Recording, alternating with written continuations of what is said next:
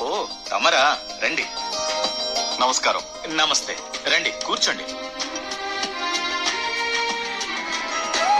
అయ్యా, మా మల్లికి ఏదైనా మంచి సంబంధం ఉంటే చూడకపోయారా? ఆ ఆ పని మీదే వచ్చాను. చక్కటి సంబంధం.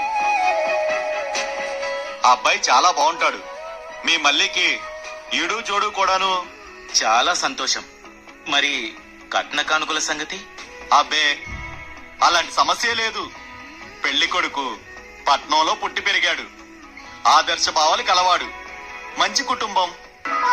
పోరు పక్కలేని సంబంధం. అతడికిచ్చి పెళ్లి చేస్తే మీ మళ్ళీ సిటీలో చక్కగా దర్జాగా